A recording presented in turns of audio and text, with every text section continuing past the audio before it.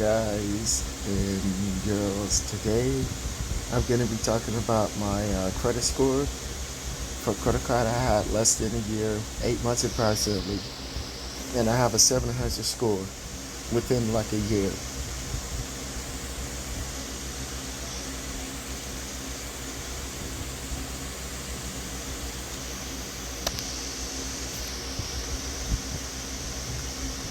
Now, basically, this is my Experian score, but this is not my actual score. It's just that I'm gonna show y'all what I do every day to just keep making it increase. I have not one missed payment ever since I had my credit card at all. My student loans paid off on time. I paid every month. So the thing is, if you don't have money to pay your loans in full, just put something on it so you won't pose risk to yourself and to the banks when you try to take out a loan in the long run. My recent credit card usage. This is really good because I use my credit card for every single purchase that I purchase, unless it's budget. With credit cards, you gotta have credit card discipline. Because if you don't, your credit card is going to destroy you eventually. It's not a joke.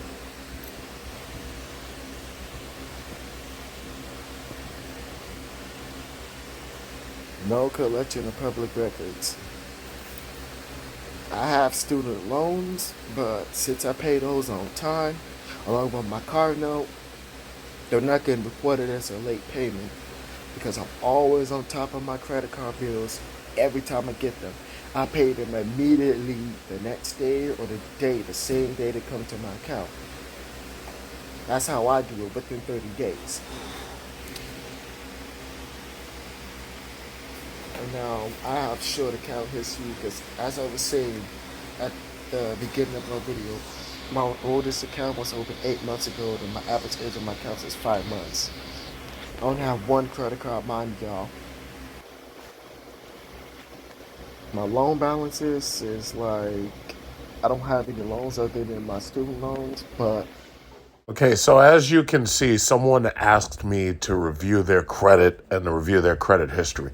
The way they give you the breakdowns on these credit scoring apps and the way they give you the breakdowns with the actual credit reports that you may or may not have access to with those apps, they pretty much lay it out for you pretty straightforward. First of all, the major thing that they score your credit on is your payment history.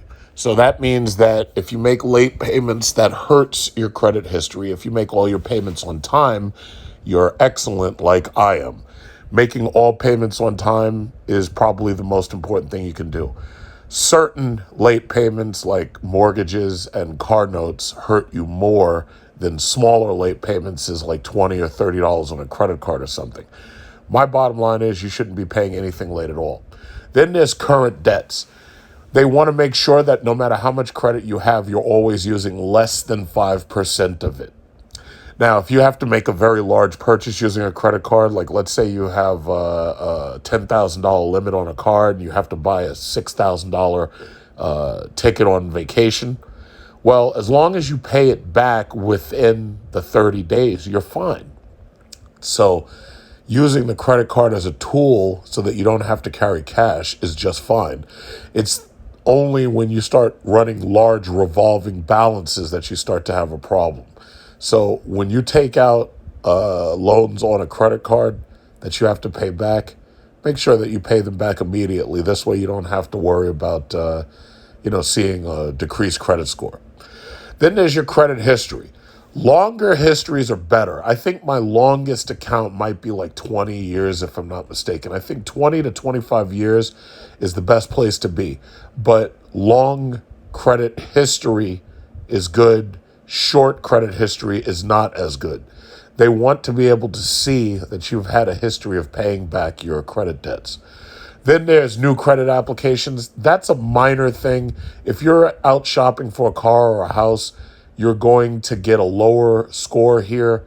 But credit applications basically checks to see whether or not you are currently applying for new credit. If you're trying to take out debt, the banks are looking at you and they have a magnifying glass on you and they're like, oh, this guy's trying to take out debt. Well, we're going to look into his credit history and we're going to see whether or not he's credit worthy. If we can find a lender who's willing to lend to him, that's good for him. That's good for us because we're the middlemen, so forth and so on. Now, if you take out too many credit applications in a short period of time, and I've seen people do this, like when they go to the mall. When they go to the mall, let's say they go to Macy's, let's say they go to JCPenney's, let's say they go to Radio Shack, whatever it is. There are some people who are going shopping with no money and they're just going to take out credit cards in those stores in order to just buy whatever they want while they're out shopping. This is especially bad in cell phone stores. Cell phone stores where you have a phone that could be between $1,000 and $2,000. Now that you got these Galaxy flip and fold phones and everything, these things are expensive. I've seen people run up $2,500, $3,000 in phone bills, credit cards for their phone bills. And especially, it gets even dicier when you have like a girlfriend or a wife and you're dumb enough to go and take out two phones. Both of them are in your name, but you bought one for yourself and one for her because you decided, yeah, we both have to have 1 terabyte iPhone 13s. I've seen this so many times because, see, it's funny. Some people don't recognize the threat to their credit when they do certain things. But they will do that thing and they'll do it so quickly that they don't even realize that they did it. So opening multiple credit applications, bad. In a short period of time, it's bad. You can, I believe, on most of these credit report agencies, you can open 2 new credit reports or credit cards or credits for cars or whatever. You can do that twice within every 2 years. You can do it twice. If you do it once every 2 or 3 years, you're fine. But I believe the limit is twice. So if you had to build credit and you're starting to build your credit and you open up 2 credit cards within 3 years, that's not too big of a deal, but you have to stop there. If you open up 3 or 4, now you're in trouble. You're going to get a lower score in this category. And this is one of the reasons why I personally stick to the Apple Card and I stick to the Capital One Venture. I basically have 3 major cards. I've got Capital One Venture to do all my travel. I've got Apple Card to manage my car's long-term extended warranties. And then I have Amex Centurion Black Card for business use. Now, with that card, you have to spend $250,000 every single year. If you don't spend that much, they might even cancel your account. And that card is business use only. I don't talk about that card on here because, I can't even show that card on here. But business use, business credit is requiring you to either pay a large amount of money per year or it's requiring you to spend a large amount of money per year. The bottom line is I like to have just a couple of cards that you can increase the maximum limit on so that this way you don't have to keep going and asking for new cards. Hopefully that makes sense to you. The last thing, types of credit. Car loans are actually good. Now, I know there's going to be people who be like, oh, yeah, car loans are bad, blah, blah, blah. You should pay for your car in cash. There are people who pay for their cars. They buy used cars. They buy them $10,000 cash. But that doesn't build your credit at all. In order to build your credit, you actually have to take out a loan for a car. So it's like this. If you have $10,000 and you take out a credit loan for a car that's $10,000, you could go and buy something on the credit card and then you could pay it right off. If you have the cash, you could pay the whole thing right off. But credit cards are actually really bad for purchasing cars. In fact, most car dealers won't allow you to purchase on a credit card. So typically they're going to have an auto loan. And if you have a very, very low interest rate auto loan, they're going to make money off of you. So if you buy a used car it's really better, and I know some people are going to disagree, but if you're trying to build your credit, it's really better to just take out the loan and use the cash to pay off that loan as quickly as possible, even if you have to double or triple up the payments. Because what it does is it shows that you took out a loan, it shows that you paid that loan back in good faith, and that actually helps your credit history because that type of loan is a mortgage. That's a car mortgage. Now, a home loan is deeper in your credit. To get a home loan, you have to prove that you have a very good job history.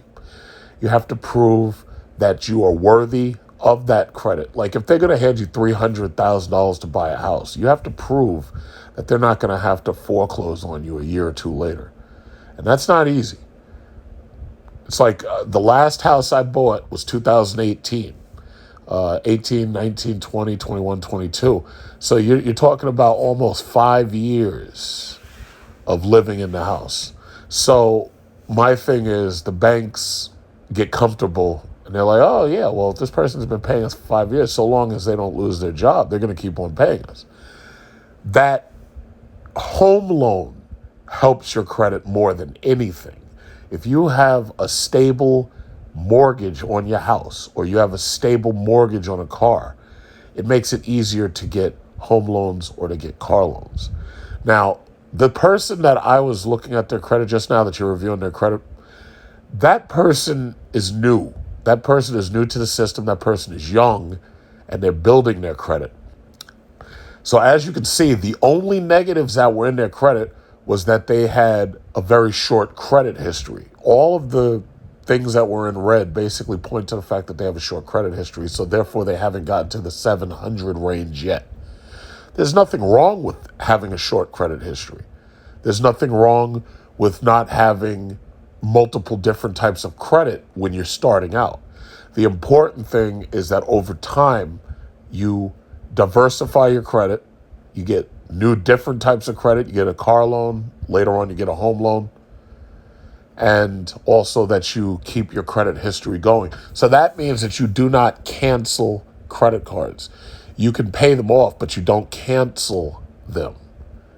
So basically that's it. As long as you stick to those recommendations, you're going to be fine. You don't have anything to worry about.